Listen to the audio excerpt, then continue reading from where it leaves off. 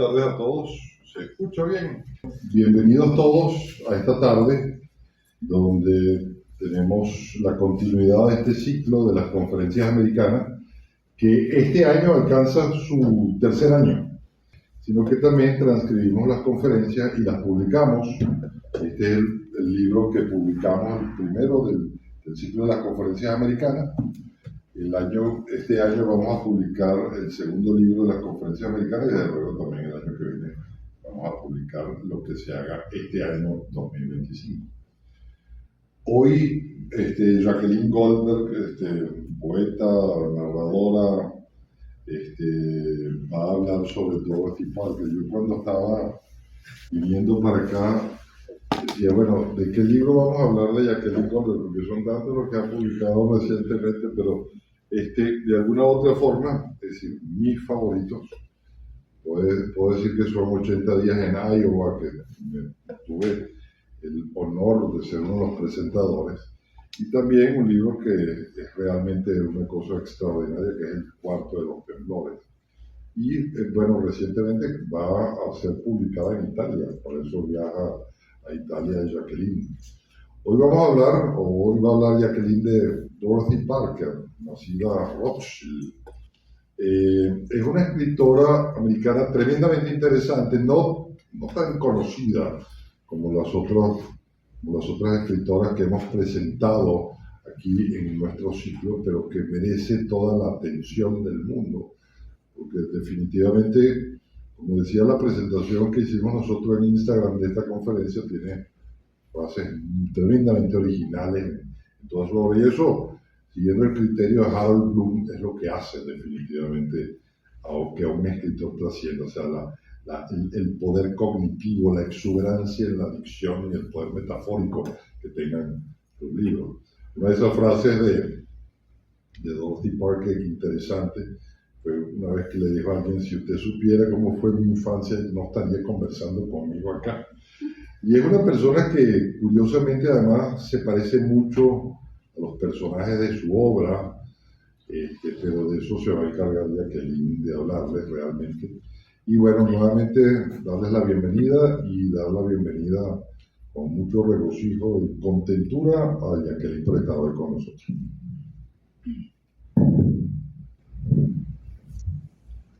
Muchísimas gracias al CBA, a Carl, a esta invitación para por fin hablar sobre Dorothy Parker, porque tengo muchos años leyéndola, teniéndola en mente y nunca había tenido la oportunidad de sentarme a escribir y leerla concienzudamente. Y fíjate que desconocida, pero nos vamos a ir dando cuenta como si sabíamos sin saber de Dorothy Parker. Aún quien no ha leído Dorothy Parker seguramente se ha topado por allí con famosas frases, muchas ciertamente suyas y otras que le son atribuidas solo por ingeniosas, agridulces, cáusticas, inteligentes, sarcásticas, trágicas, desparpajadas y punzantes. Todos estos adjetivos le calzan a su obra y a ella misma. Por ejemplo, de esa frase que seguramente han visto por allí: hay 4 cosas sin las cuales habría vivido mejor: algunos amigos, chismes, pecas y dudas. Otra: las 2 palabras más importantes del idioma inglés son cheque adjunto. Me gusta tomarme un martini. Esta es súper conocida. Me gusta tomarme un martini, 2 como mucho. Después del tercero, estoy debajo de la mesa. Después del cuarto, estoy debajo de la función. El aburrimiento se cura con curiosidad. La curiosidad no se cura con nada. Aun quien no ha leído mucho a Dorothy Parker sabe que fue periodista, cuentista, crítica, guionista de teatro y cine y poeta. Y quizás sepa que fue junto a Alan Campbell, su esposo, y Robert Carson, co-guionista de la película A Star is Born, conocida en español como Nace una estrella o Ha nacido una estrella, estrenada en 1937 y que al año siguiente estuvo nominada a los premios Oscar en la categoría de Mejor Guión. Esa película inicial con guión en el que intervino Dorothy Parker tuvo 3 versiones después de esa, en el 54, en el 76 y la más reciente que todos debemos recordar, que en el 2018, dirigida y producida por Bradley Cooper y protagonizada por él mismo y Lady Gaga. Esa cinta estuvo igualmente nominada y ganó un montón de premios, incluido el de su guión adaptado, o sea, Dorothy sigue ganando premios, adaptado por Cooper. En realidad Dorothy Parker ha estado muy presente en la cultura pop del último siglo, digo pop. En 1935 Cole Porter comenzaba su canción en Just One of Things, mencionando a Dorothy Parker, diciendo, como dijo una vez Dorothy Parker a su novio, que te vaya bien. En 1987 Prince escribió e interpretó la que se considera una de sus mejores canciones, la balada de Dorothy Parker, y balada porque muchísimos poemas de Dorothy Parker se titulan como balada o como canción, que termino de entender que lo usa de igual manera. En 1995, Madonna y la banda británica Massive Attack popularizó la canción I Want You, compuesta en el 76 por Leon Ware y Arthur D. Boyle, interpretada originalmente por Marvin Gaye. Y hay muchísimas, uno pone en canales de música o en YouTube Dorothy Parker, y claro, además de salir videos y cosas que hace mucha gente sobre ella, hay muchísimas canciones, más de las que yo me imaginé, dedicadas a ella, donde incluso se la nombra como figura, ¿no? Esa canción de Madonna, por cierto, hace honor a un relato súper famoso de Dorothy Parker, que se llama Una llamada telefónica, por eso ese teléfono ahí simplemente de escenografía, y además un relato estupendo que sigue vigente porque todos, a cualquier edad, en cualquier época de la vida, hemos estado con un teléfono, me llama, no, mejor que no me llame, y si se muere mejor me entero de una vez para no seguir esperando la llamada, y además está todo el tiempo rogándole a Dios, ella que era casi atea, Dios mío, por favor, que me telefonee. Al final se pelea con Dios y ¿sabe qué? Que no me llame nada. Bueno, sí, que me llame, voy a contar. Si termino de contar y no me llama, ok, ya no lo voy a llamar yo, y la última frase de ese relato es 1, 2, 3 y punto sorpresa.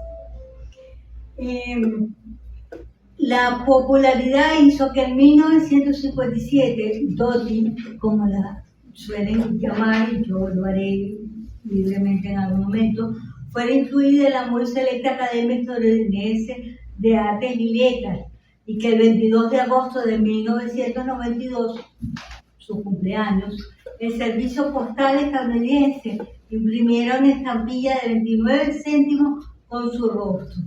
Asimismo, una escultura de cera la inmortaliza en el temible y concurrido Museo Madame Tussauds en Nueva York. Ahí aparece con Scott Fischer. Y por cierto, y por atrás en otra sala se ve Einstein. Hay unas imágenes muy curiosas. Además de eso, hay gente tatuada con Dorothy Parker.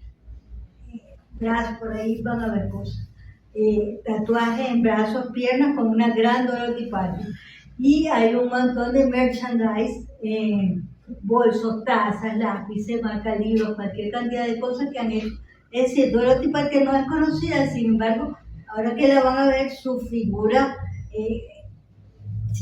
resulta tan icónica como otros autores que hemos estado viendo por ahí. Era querida y un poco detestada a la vez, admirada e inclasificable, y murió sola. Sola murió el 7 de junio de 1967 en una habitación del Hotel Residencial Baldwin en las calles 34 de Nueva York. Tenía 73 años. Junto al cadáver, su caniche francés, un poodle, le encantaban los perros y los caballos y hablaba mucho de ellos. Y una mesa muy bien provista de alcohol. El colofón fue un infarto cardíaco marcado en depresión, tristeza, abandono y mucho olvido. A su muerte, Truman Capote soltó una de las suyas, ¿no? Y dijo, ha fallecido. Oh, yo creí que ya estaba muerta. Quien fuera autora de bien ponderados textos de crítica narrativa y poesía en revistas como Vogue, Vanity Fair, Life, Squire y The New Yorker, murió sola, solísima, sin familia, sin pareja, sin herederos. Quien fuera una activista política acérrima, tanto que su nombre estuvo incluido en la década de los 50 en la llamada lista negra de Hollywood, murió sin que nadie escuchara sus últimas palabras, acaso su último deseo.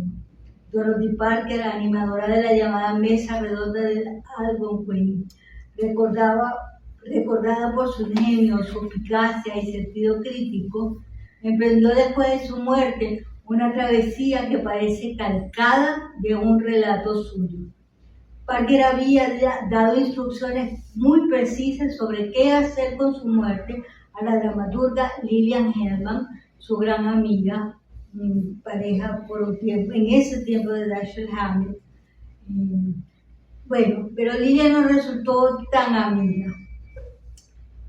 Dorothy Parker le había pedido muy expresamente ser incinerada, que no hubiese ceremonia de despedida y que sus bienes y las regalías por sus derechos de autor fueran entregados al reverendo Martin Luther King, a quien ella jamás había visto.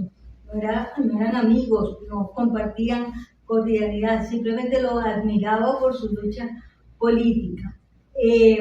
Y aclaró, estaba clara de lo que estaba pasando, le aclaró a Lillian Hammett que si a Martin Luther King le ocurría algo, la herencia pasara inmediatamente a la Asociación Nacional para el Desarrollo de las Personas de Raza Negra, fundada por él. Y efectivamente al año siguiente que murió Dorothy, fue que asesinaron a Martin Luther King. O sea que si ella no hubiera especificado eso, la albacea hizo exactamente todo lo contrario a lo que le pidió Parker. Quizás alentada por la frustración de no haber heredado sino encargos y molestias, y haber quedado justamente como albacea y no como heredera. Se deshizo de cuadernos, libros y pertenencias y propició que la noticia de la muerte se publicara en la portada del New York Times y en su interior en una página casi completa. Para más, organizó un pomposo funeral en Frank Campbell, en Madison Avenue, pagada por Gloria Vanderbilt, que era muy amiga y de alguna manera cuidó mucho a Dorothy Parker en sus últimos tiempos. Y ese velorio arrancó con música de violines, discursos, y Dorothy Parker trajeada impecablemente con una suerte de kimono bordado en oro. En algún momento leí la marca del kimono, pero cuando quise corroborarlo no lo encontré, pero era en todo caso una cosa impecable. Nada de lo que ella pidió. Las cenizas de Parker nunca fueron reclamadas, ni siquiera por Hellman. Y permanecieron durante 6 años en el columbario del crematorio Fenton en Harstad, hasta que en 1973 el abogado neoyorquino Palo Downey, que ya, digamos, hacía algunos trámites con ella y sobre todo creo que por su primer marido, y que además costeaba aquel temporal reposo, se la llevó a su propia oficina prometiendo que buscaría un lugar apropiado. 15 años después, en 1988, cuando la periodista Marion Mead estaba haciendo la segunda, la gran y la definitiva biografía de Dorothy Parker, pidió visitar su tumba para terminar de escribir. Y bueno, su sorpresa es que el abogado le dijo, bueno, sí, claro, aquí la tengo frente a mí. ¿Cómo que aquí la tienes frente a mí? Sí, claro, las cenizas están aquí en mi en mi biblioteca. Bueno, por supuesto se armó un revuelo y surgieron probables destinos para las cenizas, incluyendo el hotel Algo Creek, donde se reunían, y hablaré de eso. Las cenizas fueron a Baltimore en 1988, donde la asociación creada por Martin Luther King erigió un pequeño jardín conmemorativo junto a un bosque de pinos. Allí podía verse, ya van a ver por qué hablo en pasado, un círculo de ladrillo como recordatorio de la tabla redonda del hotel, y en el centro una placa que rezaba: aquí reposan las cenizas de Dorothy Parker, 1893-1967. Humorista, escritora, crítica, defensora de los derechos humanos y civiles. Para su epitafio ella misma sugirió "Excuse my dust", disculpe mi polvo, en inglés, no en español. Este jardín conmemorativo está dedicado a su noble espíritu, que celebraba la unidad de la humanidad y los lazos de amistad eterna entre negros y judíos. Pero Baltimore no sería el último destino de los inquietos restos de Dorothy Parker. En 2020, la fundación se mudó a Washington y se reactivó el debate sobre el esquivo descanso de la escritora. Fue el fundador del club de fans, porque tiene un club de fans con una maravillosa página de Dorothy Parker, Dorothy Parker Society, el señor Kevin Fitzpatrick, quien se encargó de comunicarse con la fundación, y con parientes lejanos hallaron a 3 sobrinas nietas muy mayores y consiguió que las cenizas hallaran resguardo en un cementerio en el Bronx, donde nadie sabía por qué, cómo había espacio para ella, porque ahí estaban sus padres. El caso es que Fitzpatrick viajó de vuelta de Baltimore a Nueva York con las cenizas en el tren, entiendo que pagó un asiento para las cenizas, y bueno, y pasó primero por la redacción de New Yorker para tomarse unos gin tonics con la redacción. Unos gin tonics clandestinos a su salud, decía. La ceremonia se realizó bajo la lluvia el lunes 22 de agosto de 2020, 22 de agosto, su cumpleaños. Recuerden que estábamos en plena pandemia, y de hecho esta noticia pasó casi por debajo de la mesa, y todos los videos que hablan un poco asombradamente sobre el destino de los restos de Dorothy Parker no tienen esta última parte, bueno, de eso, de que por fin tuvieron reposo en plena pandemia, además bajo la lluvia, entre tragos de ginebra, pétalos de rosa, poemas recitados, canciones y las nunca faltables personas disfrazadas de Dorothy Parker. Las cenizas quedaron por fin en suelo firme, aunque no con el epitafio que se supone que ella exigió: "Excuse my dust", disculpe mi polvo, en inglés. En realidad se dice que dejó al menos 5 epitafios. Algunos parecen apócrifos, como muchas de las frases que se le atribuyen, pero el escogido pertenece a su poema de 1925, Epitafio para una dama querida, que dice: "Déjale una joven rosa roja, vete y guarda tu compasión. Ella está feliz porque sabe que su polvo es muy hermoso". Por cierto, Lillian Hellman, la amiga que no fue tan amiga, intentó una batalla legal para revertir la última voluntad de Parker sobre sus bienes, y la tildó de traicionera y maldita zorra. El asunto acabó en 1973 con un fallo de los tribunales en su contra. Por años, Hellman rebotó solicitudes de publicación y traducciones de la obra de Dorothy, así como la puesta en escena de sus obras en Broadway. Se negó a colaborar con biógrafos y rechazó ofrecimientos de universidades de conservar el legado de Dorothy Parker. Sin embargo, Mario Mitty, la biógrafa, escribe: la saga de Dottie y Lily puede ser triste, pero también resulta cómica, o casi. Probablemente la primera en reírse hubiera sido la misma Parker. Siempre se imaginó la vida ultraterrena como un paraíso bajo la forma de un hotel de lujo.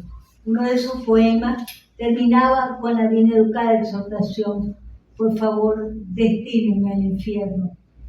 Seguramente alguien ha estado ya escribiendo, y veremos alguna película o alguna serie sobre esa saga de las dos amigas que no eran tan amigas.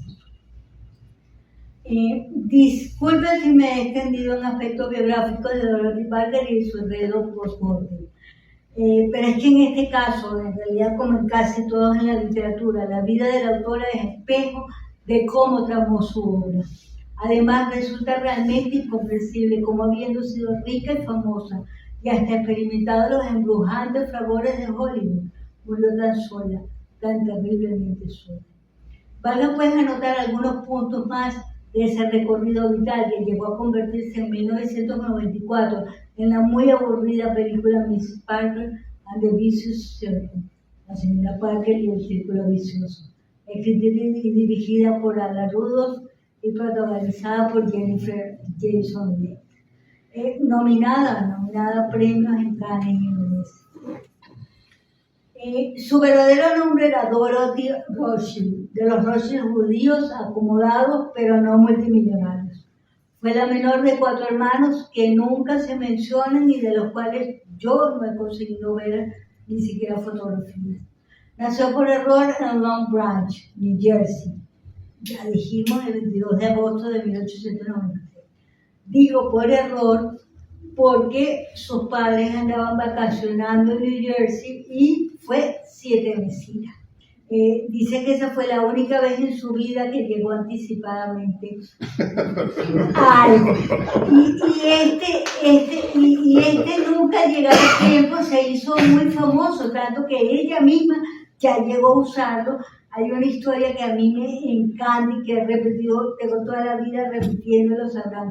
En mi casa es un cuento, no recuerdo exactamente el título, pero que bueno, que el marido le dice, tienen un funeral y bueno, como siempre llega tarde, le dijo que la cosa era 2 horas antes, o 3 antes de la que era, para que ella estuviera lista 2 después, y de todas maneras llegaran 1 hora antes.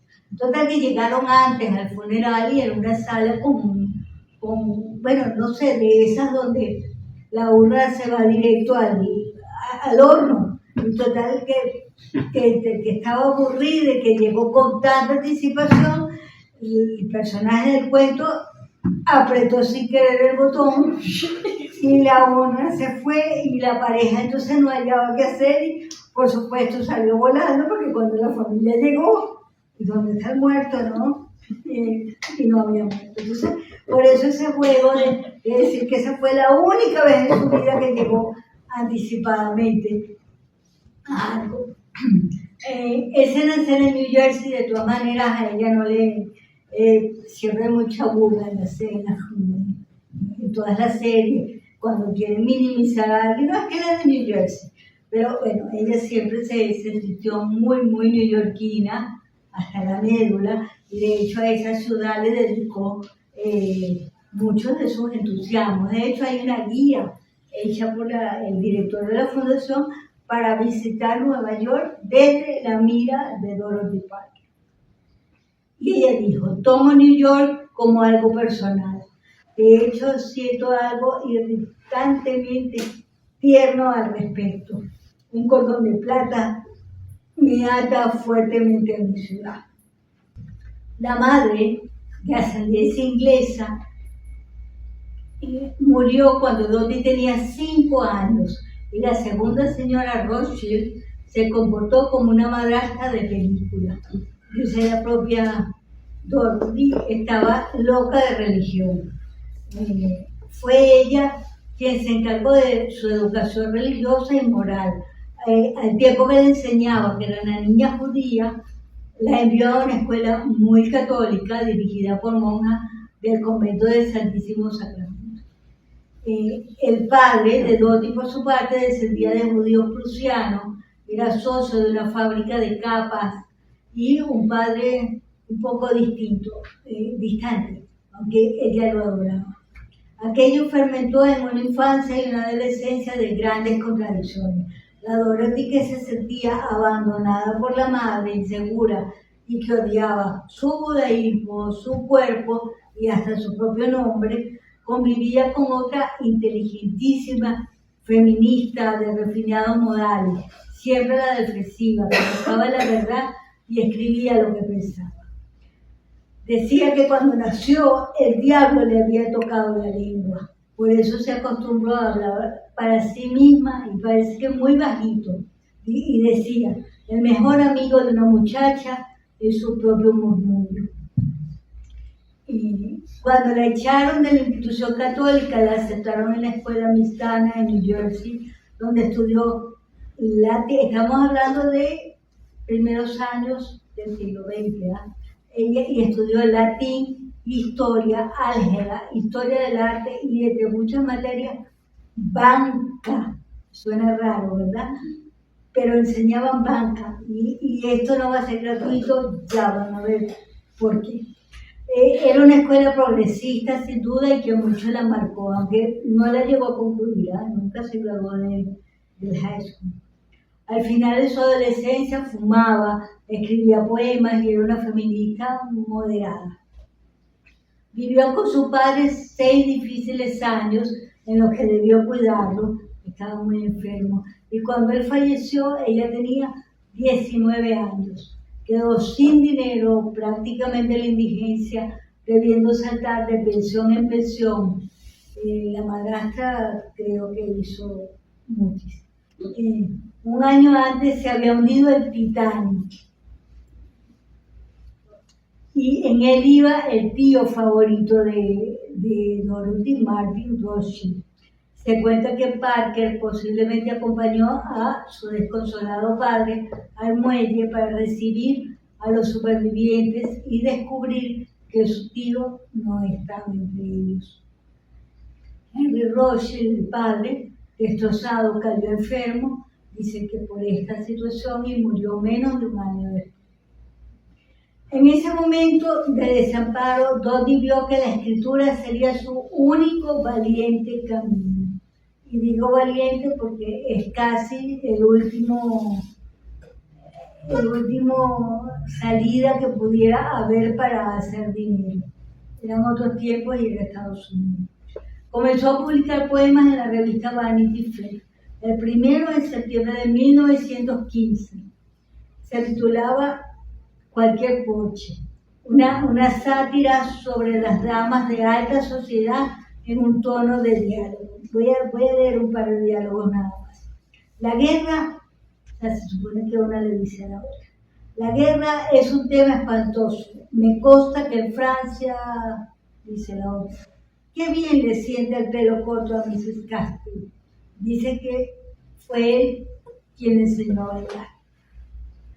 En la revista Vogue obtuvo un trabajo con el que ganaba $10 semanales, a lo que se sumaba lo que obtenía dando clases vespertinas de piano en escuelas de baile.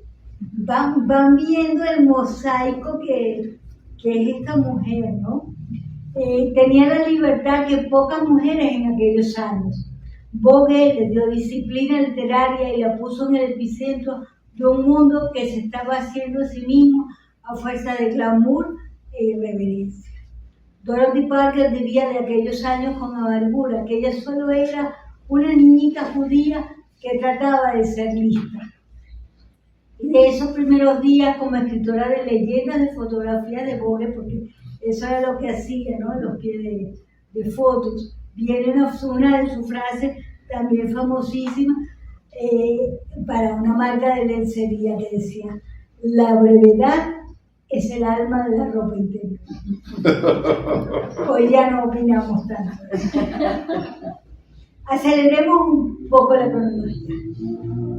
El señor Rothschild la contrató para Vogue, la llevó a Vanity Fair, que la había contratado para Vogue, la llevó a Vanity Fair, desde donde despuntaron todos los escritores y pintores estadounidense de las décadas de 1920 y 1930.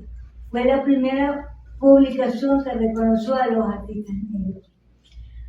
En 1917, aquí viene su parte también muy enredada, amorosa, se casó con Edwin Point Parker II, un hombre apuesto, protestante y agente de bolsa en Wall Street. Un mes después de la boda, él se alistó en el ejército. Estuvieron 15 meses separados por la Primera Guerra Mundial, obviamente, lo que resquebrajó la relación. Fueron meses en los que ella sufrió una suerte de metamorfosis y sus dotes se repotenciaron y se hicieron excepcionales. Cuando él volvió en 1919, dice que alcoholizado y segundo y enganchado a la morfina, sabemos de otros casos en estos años, ella había entrado ya al círculo literario y teatral de Nueva York. Tenía otra vida. En el poema Ensoñaciones habla de ese desenlace marital. Dice, si tú y yo fuéramos uno, querido, una vida modélica llevaríamos. Seguiríamos adelante año tras año sin acelerar el paso. Muy clara está la visión de las cosas que haríamos. Y por eso creo que mejor, mi amor, que nos sigamos entreteniendo como dos.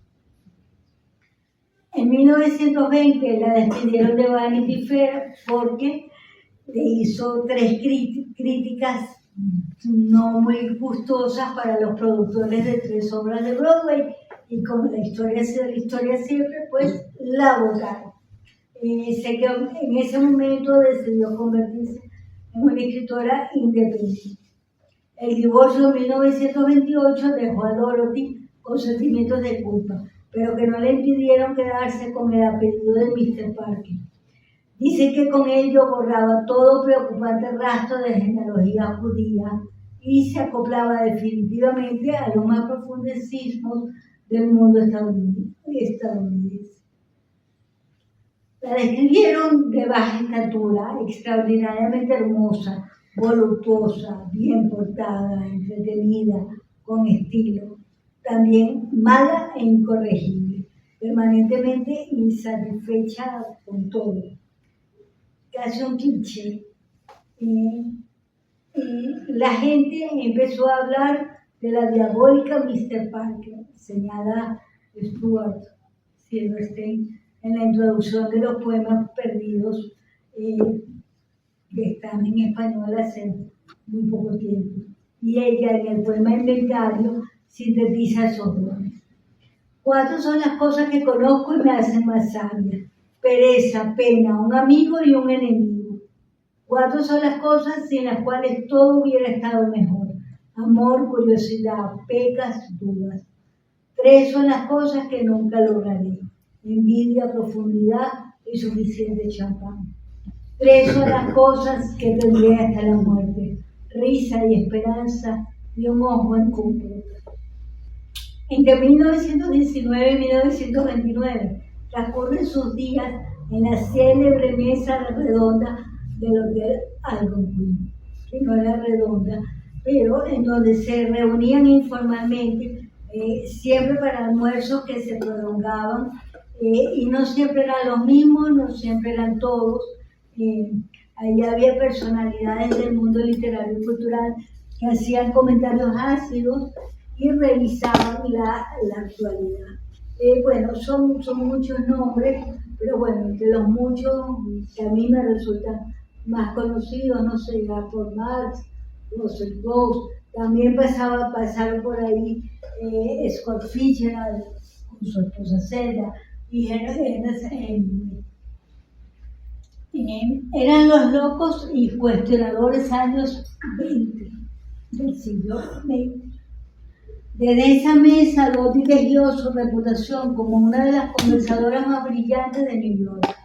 La última reunión de la mesa redonda fue en 1943, cuando Parker estaba ya en Hollywood.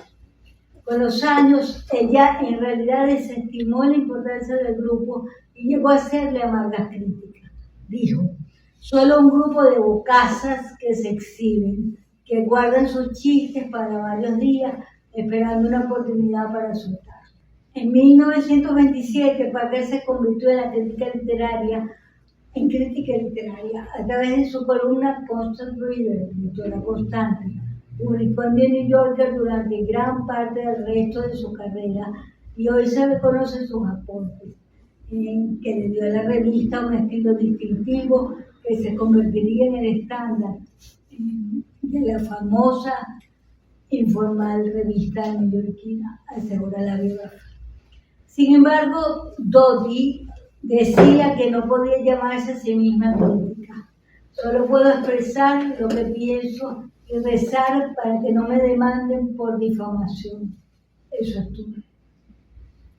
En 1934 se casó con el actor, escritor y guionista Alan Campbell, apellido que nunca tomó y se quedó, aquí estamos con Parker. Otra historia digna de un relato suyo. Era guapo y 11 años menor que ella. Se divorciaron en Las Vegas, oigan esto, se divorciaron en Las Vegas en 1947. Volvieron a casarse en 1950 y poco antes de un año se separaron de nuevo. Se reconciliaron a principios del 61 y se mudaron de nuevo a Los Ángeles. Y no se volvieron a divorciar porque la dejó viuda. Como tantos otros escritores de la época, los esposos Parker fueron seducidos por la efervescencia económica de Hollywood. Se mudaron a Los Ángeles y escribieron juntos y con otros autores 15 guiones de películas para los estudios Paramount Pictures y Metro Goldwyn Mayer. Bueno, muchas, Susie en el 36, hasta Born, ya la dije. De las más conocidas, Sabotaje, dirigida por Alfred Hitchcock, Historia de una mujer. También trabajaron juntos en el 62 en el guión de una película que nunca se filmó, The Good Soup, que protagonizaría con Marilyn Monroe.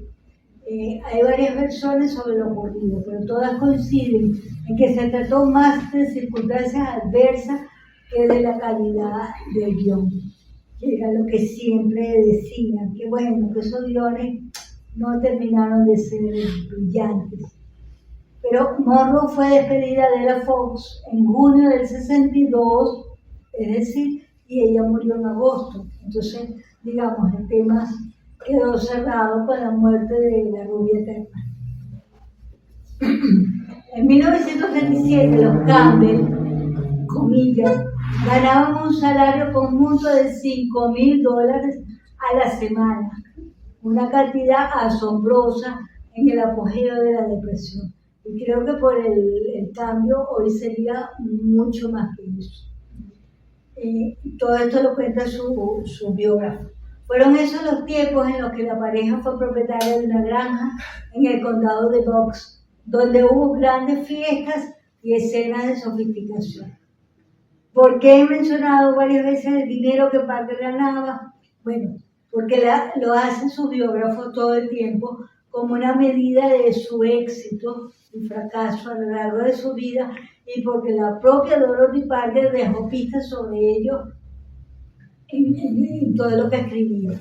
Y un poco porque a mí, confieso, me maravilla que haya siempre podido vivir o malvivir de la escritura. El activismo político de Dorothy Parker merece también unas cuantas líneas. En el 27 la marcó profundamente la ejecución de los autodenominados anarquistas Nicolás Sacco y Bartolomeo Bezzati, y desde entonces se abocó a diversas luchas de izquierda. Hay una foto suya en la que se le ve cantando la Internacional por las calles de Boston, precedida por John Dos Passos. En el 34 se declaró abiertamente comunista. En el 38, preocupados por el crecimiento del fascismo en Europa, él y Campbell se unieron a un grupo de cineastas para crear la Liga Antinazi de Hollywood. 34, ¿no? Visionarios, ¿no? Pero en el 39, al firmarse el pacto de no agresión contra Hitler, le cambiaron el nombre y pasó a llamarse Liga de Acción Democrática de Hollywood. Hemos leído poco sobre esa parte política de Hollywood Por cierto, en la entrega de premios de los Saga Awards hace poco, bueno, se insistía en cómo esta época marcó y acabó con las carreras de muchos actores, ¿no? Precisamente por ese activismo político que quizás hoy se ve menos, por una sola parte. Pese a esa reconsideración del nombre de quitarle lo de antinazi, Dorothy Parker fue visitada en el 51 por el FBI, como muchos otros, ¿no?, de ese medio, y pasó a la lista negra de Hollywood, acusada de comunista y debiendo enfrentar al Comité de Actividades Anti-Norteamericanas del senador McCarthy, aunque sin consecuencias legales después de eso. Esto terminó de echar por la borda su carrera como guionista en la meca del cine. Parker apoyó también al Frente Popular durante la Guerra Civil en España y fue miembro del Comité de Refugiados Antifascistas y del Comité de Artistas Cinematográficos de Ayuda a la República Española. España estaba por allá lejos, ¿no?, en esa época, y miren dónde se fue a meter.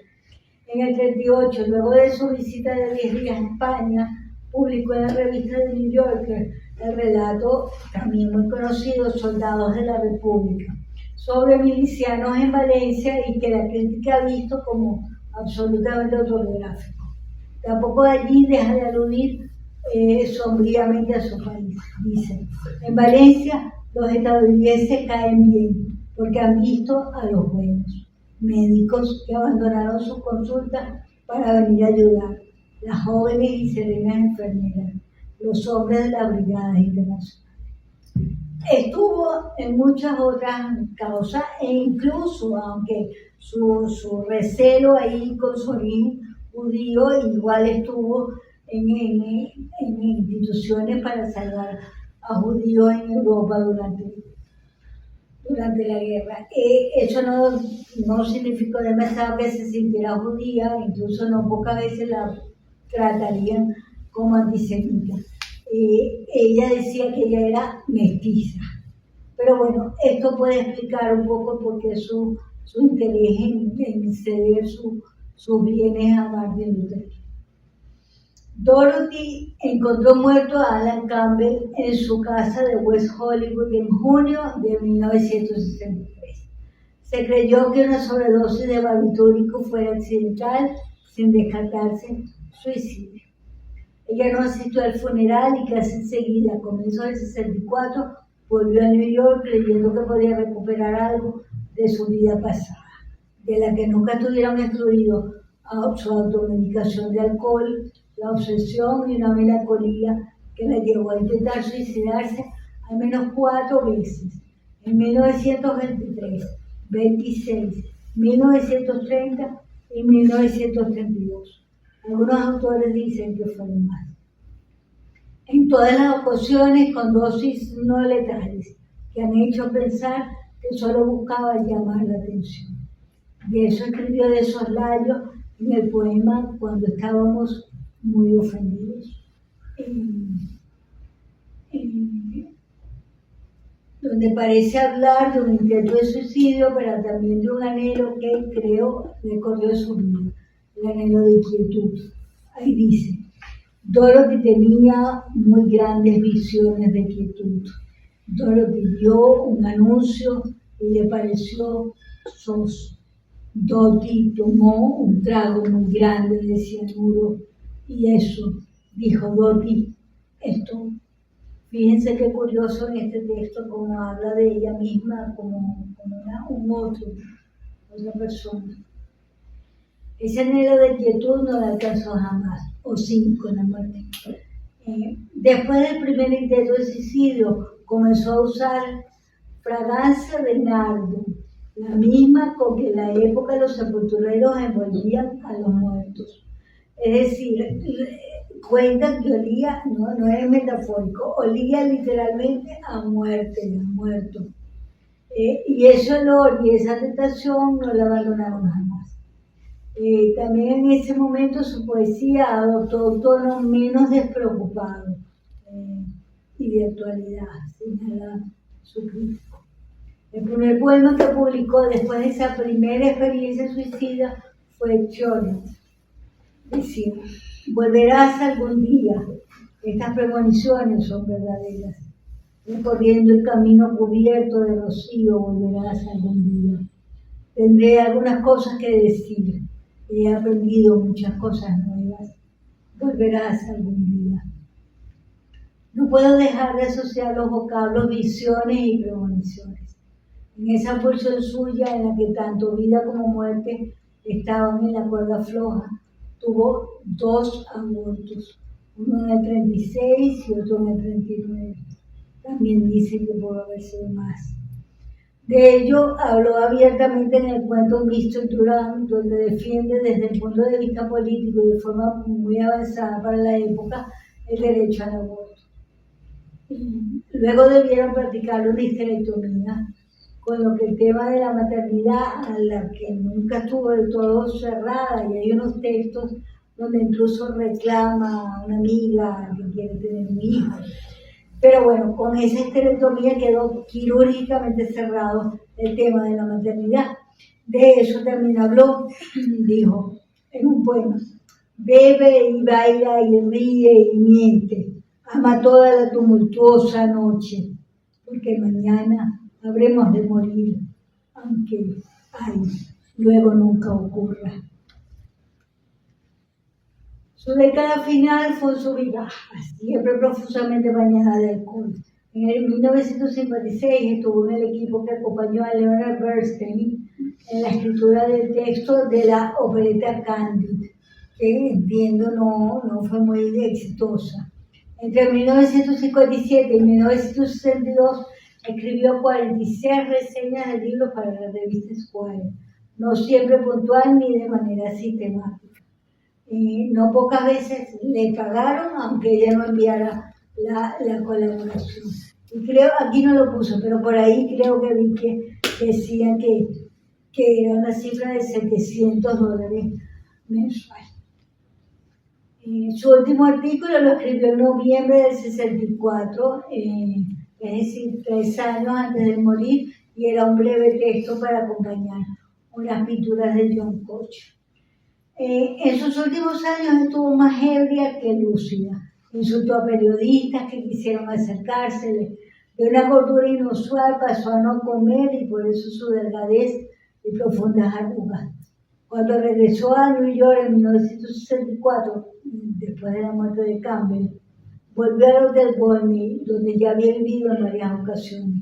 En adelante estuvo muy enferma, fue hospitalizada varias veces, estaba medio ciega, un poco porque no salía a comprarse los lentes. Una enfermera la cuidó en el hotel durante algún tiempo, pero murió sola. La encontró el cuerpo de bomberos. Sus relatos son la faceta más conocida de la Dorothy Parker escritora. De allí provienen sus frases célebres y los textos que se citan, que cita gente incluso sin haberlos leído. En sus críticas historias intervienen pocos personajes y en pocas palabras da cuenta de un mundo en el que prevalece la crítica social, los estragos de la discriminación, la guerra, la vida urbana y sobre todo el retrato de mujeres que, como ella, buscaban la liberación en vivir de noche, parecer frívolas, infelices, acumular amores complicados y sostenerse a fuerza de obsesiones.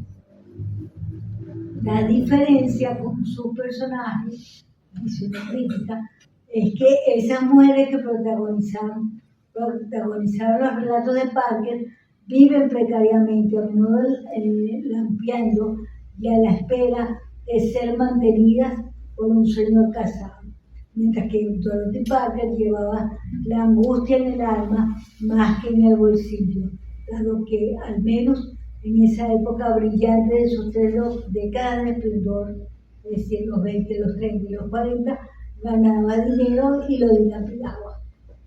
Eso lo escribe la periodista Lina Minto. En 1929, Dorothy Parker ganó el premio O. Henry al mejor cuento del año con Bill Bloom, la gran rubia, que de hecho es el título de algunas antologías. suyo. Ese relato es tan tremendamente triste que Augusto Monterroso lo incluyó en su antología del cuento triste. Sus textos siempre dejan un sinsabor, una sonrisa que no demora en convertirse en mueca. Fue experta en los finales punzantes, lo que aplicó también a su poesía. No escribió una novela, no es obligado. Tampoco fue buena dramaturga, aunque no dejó de intentarlo. Colaboró en 3 obras teatrales que incluso se montaron, pero nunca llegaron muy lejos. Y casi todas autobiográficas. En una escribió sobre el aborto, en otra, después de un aborto. Otra la escribió después del divorcio, bueno, de uno de sus divorcios y de la pérdida de otro hijo. Y otra después de la separación, de otra de las separaciones con Campbell. De la poesía de Dorothy Parker se habla poco y es igual de ingeniosa que sus relatos. Ha sido vista como una modernista marginal e injustamente excluida de los cánones y de la gran historia de la poesía estadounidense. Hay que mirarla quizás con curiosidad, sin buscar fuegos artificiales y sin compararla con los grandes nombres coetáneos. Además, hombres en esa época, ya habíamos visto en otras 2 charlas de estas, como, bueno, no era fácil para las mujeres lograr un hombre y mucho menos en la poesía. Aparte de eso, hay que recordar que su poesía es muy particular, tiene una musicalidad, porque viene de los escenarios, viene de los musicales de Broadway, viene de oír a la gente, del contacto con la gente. Hay que situarla en su tiempo. Empezó a escribir poesía muy niña, eran versos dedicados a hacer reír a su padre, lo que condujo rápidamente a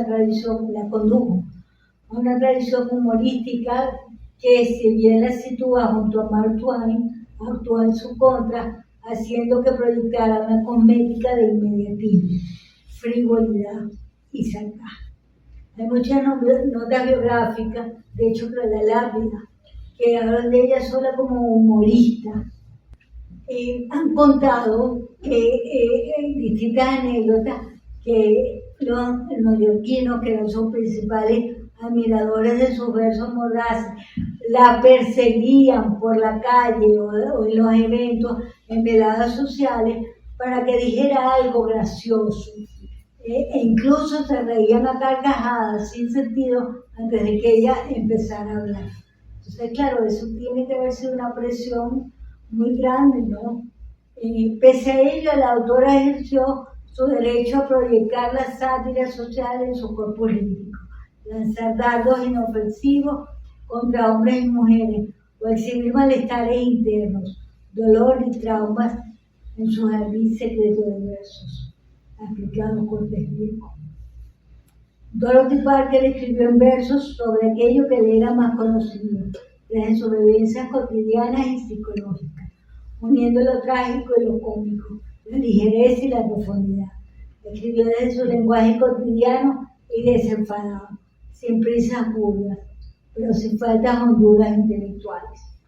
Publicó su primer libro de poesía en el 26, en Europa, Cuerda Suficiente, que se convirtió en un bestseller, vendió 47.000 ejemplares, una cifra nada despreciable si hablamos de la época, mujer y poesía, ¿no? Un bestseller.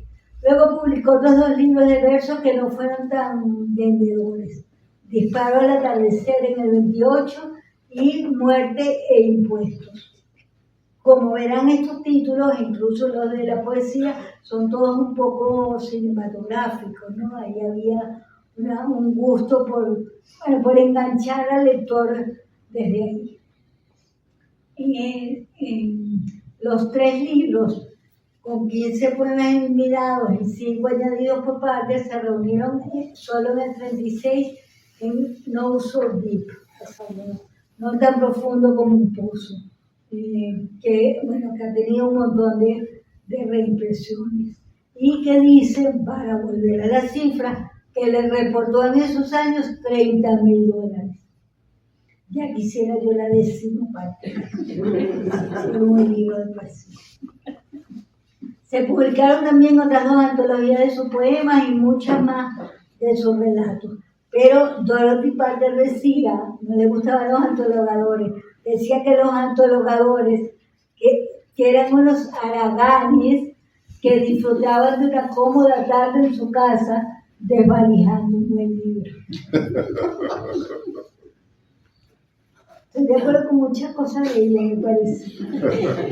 No fue sino hasta 1996 que se dieron a conocer los poemas perdidos, una colección que reúne los 122 poemas de Parker, que publicó en unas 15 revistas y periódicos y que no estaban en su libro. Y a nuestra lengua llegaron apenas en 1913 y a mis manos, gracias a Ana María Hurtado, el año pasado. Al parecer fue voluntad de Parker no volverlos a publicar, no incluirlos en sus libros. Hay una curiosa contabilidad que indica que escribió más de 330 poemas después de 1915 y que 300 de ellos los publicó durante los años 20, lo cual significa un promedio de un poema publicado cada 2 semanas. Envidiable. Bueno, y eso podemos imaginar, sabemos que esa velocidad no da tiempo a madurar un texto, a dejarlo reposar, a cuidarlo. Bueno, pero era la manera de moverse en la época. Claro, esa misma necia contabilidad pretende arrojar que fueron unos cuantos los amantes que pasaron por su lecho. Como sus relatos, muchos poemas suyos se volvieron archiconocidos, como es el resumen de su primer libro, en el que analiza varios métodos de suicidio, escritos tras despertar en un hospital por una sobredosis de Veronal. Yo quiero entender resumen en su variación, en sus varias acepciones en español, es decir, no como currículum, como resumen, sino como reanudar y continuar. De hecho, en esas cosas ahora terribles que está haciendo la inteligencia artificial, que uno le quiere entrar a una página en inglés y la pone, pareciera que te dice bruto, tú no lees inglés, aquí la tienes de una vez en español. He encontrado, curiosamente, que lo más sencillo sería hacerlo muy literal como resumen, pero no, he encontrado que en varias traducciones dice automáticamente reanudar, lo cual es hermoso. O sea que la inteligencia tiene huequitos y es poética. Ese poema dice: las navajas duelen, los ríos están húmedos, los ácidos manchan y las drogas causan calambres. Las armas no son legales, las sogas ceden, el gas apesta. Es mejor que vivas.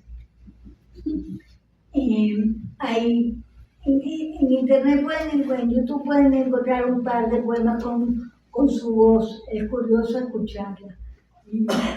Otro famosa es Una rosa perfecta.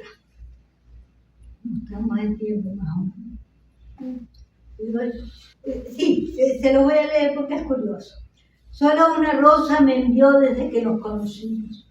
Supo elegir con mucha ternura al mensajero.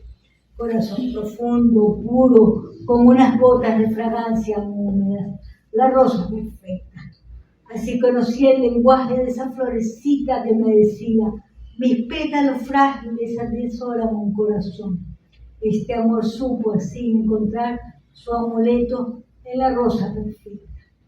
Me pregunto por qué nadie nunca me envió en cambio la limusina perfecta. Podrían decírmelo. Ya sé, esta es mi suerte echada y siempre he de recibir solo la rosa perfecta. Esta cosa de que nos cause gracia, como una gran ironía, era su virtud, y hay mucha gente que ha querido verlo como algo malo, no, porque la poesía no siempre tiene que ser dramática, profunda y una... En agosto de 1916, Parker presentó al director de la revista Vanity Fair el poema Mujeres, canción de oro, como un seudónimo. Él le encantó, lo publicó y el texto generó mucho entusiasmo, tanto que ha habido montones de imitadores y toda la vida ya van a haber habido imitaciones de este poema. Fueron 16 textos que se conocerían como poemas del odio, o himnos del odio, o cantos del odio, en los que caricaturiza los temas que le son más cercanos. Voy a leer de seguido algunos de los, de lo que es el primer verso y el último verso de cada uno de esos 17 poemas, y juntos parecen en sí mismos un poema. Odio a las mujeres, me ponen de los nervios. Odio a los hombres, me sacan de quicio. Odio a las actrices, me ponen de los nervios. Odio a los parientes, me estorban. Odio a los cobardes, me ponen de los nervios. Odio a los bohemios, me destrozan la moral. Odio a los actores, me estropean la velada. Odio a los pesados, me quitan la alegría de vivir. Y así sigue. Odio a los maridos, reducen mis posibilidades. Odio a las esposas, demasiada gente las tiene. La poesía de Dorothy Parker, como su relato, aguarda al lector como un final imprevisto, un plot twist. Una salida que deja una mueca o una sonrisa, o una mezcla de ambos, como el poema Idilio, que enaltece un conjunto de bondades y termina con una punzada. Dice: piensa en un sillón de asiento mullido y ancho. Piensa en un hogar donde la lumbre roja se apaga. Piensa en mí sentada allí a tu lado, leyendo las historias grabadas en lo profundo de tus ojos. Piensa en los años como una canción sin fin. Piensa en una tranquilidad que nunca hemos conocido. Mientras el mundo, olvidado, sigue su curso, piensa en nosotros dos, en un mundo nuestro. Ahora que lo has pensado seriamente, ¿verdad que es genial que nunca pueda ser? En 1956, Dorothy dijo que solo escribía ya poesía. Sabemos que no es verdad, aunque sentía que la suya había quedado atrás, que era anticuada. Ella misma dice: como todo lo que ha estado de moda, ahora es horrible. Yo personalmente creo que la crítica ha sido injusta y superficial al leer la poesía de Dorothy Parker. Hay en ella una auténtica búsqueda intelectual y de belleza, una conciencia del lenguaje y una predestinación estética y sonora, como puede apreciarse en este gran poema de los poemas perdidos, titulado Excursión de la Asonancia. Escúchenlo con cuidado. He caminado por la arena nivelada a lo largo de una extensión gris. Desde lo alto de las dunas al extremo del mar, salvo yo, no hay ningún ser vivo. He echado el pesado cerrojo contra los golpecitos de la lluvia y he tiritado ante la chimenea para ver cómo pasan las olas oscuras. La tormenta de medianoche, el litoral desolado, vivía solas con ellos, pero aquí, en el recodo de tu brazo, está la soledad. Qué distinto, ¿no?, a todos los demás, y además qué logrado. No, aquí no hay manera de criticarle, no eres poeta, eres humorista, no, aquí hay una poeta.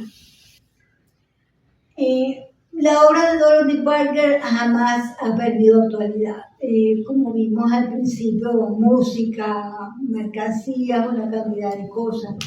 Y ha sido referencia en muchos ámbitos. Sus relatos se siguen narrando y escenificando en el teatro. Hay montones de portales y youtubers que hablan de ella. Hay textos ligeros y serios sobre distintos aspectos de su obra literaria y su biografía. Ahora, con la entrada al dominio público de muchos de sus poemas y relatos, seguramente se multiplicarán las ediciones y traducciones. Dorothy Parker Society, que les vuelvo a recomendar que busquen esa página, informaba en su portal web que el 1 de enero de 2023 entraron al dominio público en Estados Unidos allí el tiempo de expiración de los derechos de autor son 65 años, 95 años. Hay países donde son 65, en otros son 100. Aquí creo que son, no me acuerdo.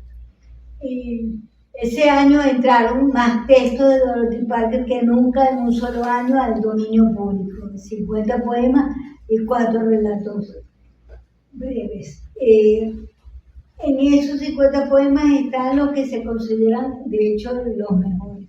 El año anterior, en 2022, se liberaron los derechos de otros 47 poemas y 5 relatos. Y entre 2021 y 2020 se vencieron los derechos de otros 40 poemas.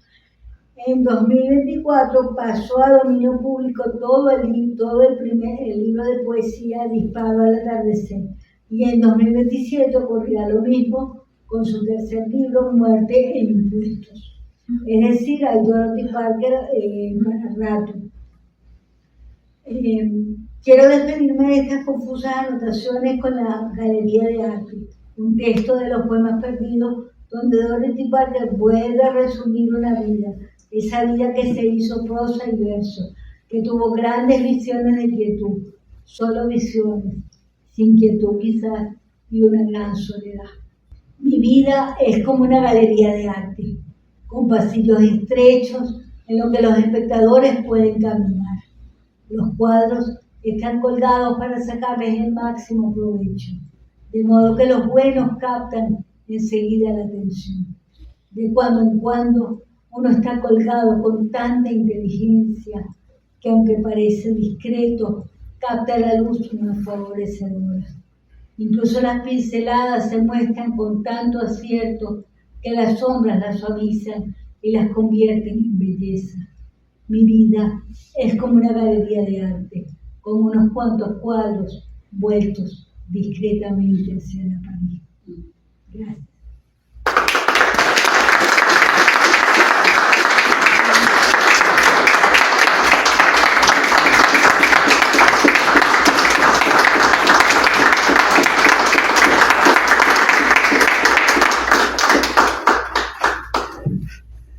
Muchísimas gracias, Jacqueline, de verdad. Esta conferencia ha estado interesante, prolija, magnífico y sobre todo divertida, realmente. Por esa doble condición de Dorothy Parker, de tanto escritora como humorista, ¿no? Y persona además poeta y profunda. Bueno, abrimos las preguntas para quienes quieran hacernos alguna pregunta. Antes de que empiece las preguntas, mientras la gente piensa sobre las preguntas, de repente se me ocurre pensar que en el cuento de Dorothy Parker, de Pink Blonde, que lo traducen como la rubia opulenta al castellano, el personaje se parece un poco a Dorothy Parker porque se suicida o trata de suicidarse con veronal, que fue precisamente lo que utilizó Stefan Zweig con éxito para suicidarse en Brasil, y la reviven, y entonces es muy curioso porque la escena del cuento termina la señora que se está suicidando. En literatura no hay spoiler, por cierto, porque la gente dice que hay spoiler, porque eso todo depende de cómo se cuente, y una vez, cada vez que uno lee las cosas, pues uno disfruta ese proceso de narración del escritor. Bueno, la señora termina animadamente tomándose unos whisky con la señora de servicio, ¿no? Entonces, no sé si, yo no he leído mucho de Parker, apenas esta mañana leí este cuento, pero no sé si hay algunas otras cosas que tú puedas hacer, digamos, la coincidencia entre vida y obra, entre los personajes de Parker y sus personajes literarios.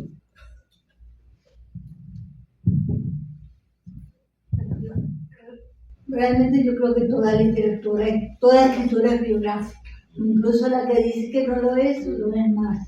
Entonces, pero Dorothy Parker escribía sobre lo que era su experiencia, lo convertía en ficción, le daba un lenguaje adaptado a lo que a ella le interesaba, que eran unas formas sencillas, pero no torpes, unas frases muy bien construidas, Y sí, todo su trabajo, pero es que de todos los textos hay análisis que tienen que ver con momentos específicos de su vida, todos, incluso sus poemas. Porque claro, además eran hechos, creo que en ella había una voluntad de comunicación con un público inmediato que le hacía, bueno, que nunca dejó de ser la periodista, la cronista, la crítica de lo que estaba pasando en el momento, y los textos revelan eso. Pero bueno, en todo caso eso importa simplemente como curiosidad, ella no es que explicaba, pero bueno, son datos. ¿Preguntas? Adelante. Bueno, primero que nada, digamos que esta ha sido mi primer acercamiento, perdón, con la autora. De verdad que me agarró por sorpresa que alguien que era muy adelantada en su tiempo en lo que se refiere a la escritura humorística. Considero que, bueno, dado que, claro, estamos hablando de una autora que falleció ya hace varias décadas atrás, pero que hoy en día su obra sigue siendo de conversación, contando el conversatorio del día de hoy. Usted que conoce su historia de izquierda a derecha y tal, considera que el humor que caracterizaba a Dorothy Parker en sus obras, y si lo tomamos en cuenta por hoy en día, por cómo el humor ha ido de algún modo tomando un rumbo, digamos, más condicionado. Es decir, hoy en día, digamos, el humor de Dorothy Parker no se le podría aplicar a una audiencia masiva como la de hoy en día, dado que, bueno, estamos hablando de algo que desafía, que no podemos decir ofende directamente, pero sí invita como a un humor mucho más oscuro, por decirlo así. ¿Crees que es el humor de Dorothy Parker, traducido en su escritoria, pudiese ser aceptado hoy en día por las masas modernas, por la generación actual? Sí, y que de hecho yo hasta pondría en duda que se habla de humorista, porque es que yo creo que más que todo era ironía, y la ironía bien conseguida, porque habla de una gran inteligencia, pero sí, son cosas totalmente, de hecho, siguen presentándose obras, todos los relatos de Dorothy Parker se convierten en obras de teatro, y en este momento hay en escena, o sea, uno pone, los busca y ves que todo el tiempo se están montando como teatro y como lecturas incluso. Entonces, ¿eso qué significa? Que sí tienen resonancia en lo que es el momento actual. Por supuesto, tomando en cuenta que el humor creo que es un poquito a veces local. Yo veo Saturday Night Live y yo no entiendo todo. Y la gente se ríe y yo, ajá, pero ¿qué significa eso? Pero es que tiene que ver con momentos iguales. Estoy segura que alguien de otro país, de Noruega, le veía Radio Rochela, aunque supiera español, y no sé si entendía. Entonces son cosas muy locales, pero creo que la gran virtud de la obra de Dorothy Parker en su mayoría es que tenía que ver con unas situaciones muy generales. Ese relato del teléfono, oye, está escrito hace montones de años cuando los teléfonos eran así negros y era una angustia y no veías quién llamaba, y etcétera, y todo lo que no tenían con el celular. Y sin embargo estoy segura que un adolescente de hoy en día en Maracaibo la lee y se va a sentir identificada, porque todos hemos estado esperando una llamada. Pero la resonancia además la tuvo en esta sala, ¿no? Obviamente. Claro. Es la respuesta más evidente. Sí. Jackie, bueno, primero te felicito porque hiciste una buena exposición, una excelente exposición de una vida tan exuberante. Nos diste una buena porción de esa vida tiene distintos y complejos matices, ¿no? Tremendo, ¿no? Porque detrás de la ironía y nos reímos hay tragedia también, hay desde Claro. la orfandad, todo, la madrastra malvada, etcétera, ¿no? Me llama la atención que la figura de ella, la imagen, como ícono, me llama mucho la atención lo de que salen en las mercancías, como tatuajes. Entonces, me pregunto yo, ¿son todos estos los que se ponen el tatuaje? Ella es un ícono tipo Marilyn Monroe literario, o realmente la gente que la toma como ícono, como imagen visual, la ha leído. ¿Por qué crees tú que esta imagen lo icónico de ella termina siendo tan importante años después de su muerte? Pues? Bueno, hay una admiración un poco por una figura outsider, aunque vemos que tampoco es tan outsider, o sea, no lo fue, estuvo en Hollywood, en Nueva York, en la crema, en la cresta de la ola de los años 20 o 30, y se quedó, esas cosas creo que con el tiempo se van, y de hecho hay muchas otras cosas que yo no dije aquí, pero por ejemplo se cree, ahora no sé si me voy a recordar exactamente, hubo una época en los años 50 cuando en la comunidad gay se referían, Dorothy, que lo hablamos el otro día, se decía Dorothy, entonces o sea, de una manera como de disfrazar algo. Eso no se sabe si era por la Dorothy El Mago de Oz. El Mago de Oz o por Dorothy Parker, pero incluso hasta ahí llega sí se convirtió en un ícono.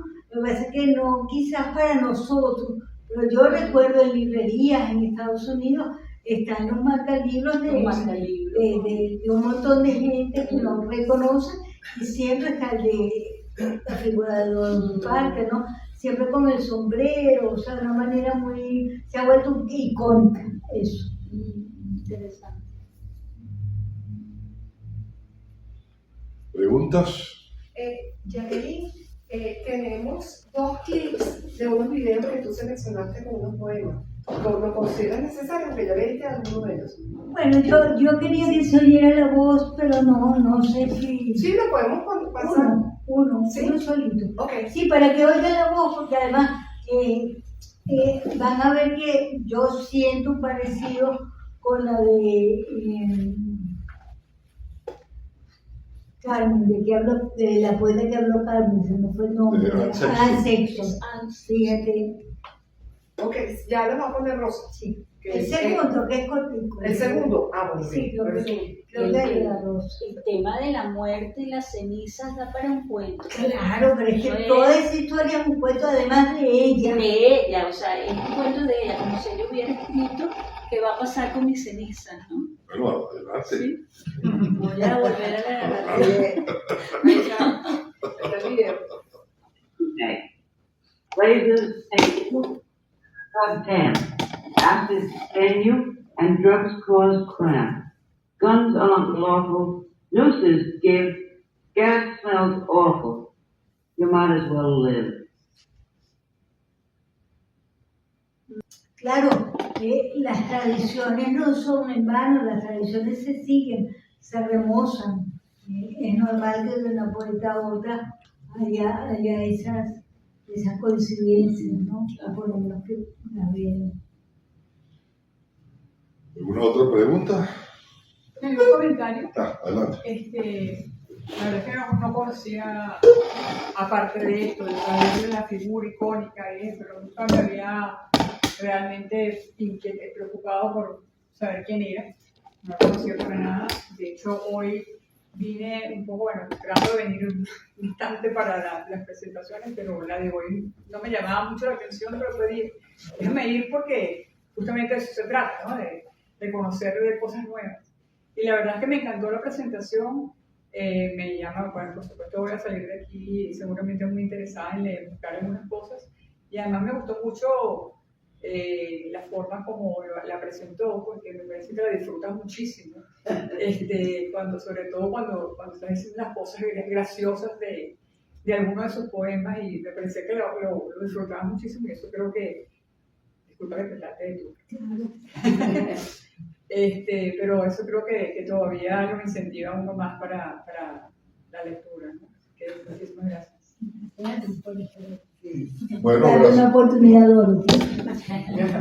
gracias mil por la presencia de ustedes y no dejen de venir a nuestra próxima conferencia sobre Stephen King. Muchas gracias y buenas tardes. Gracias.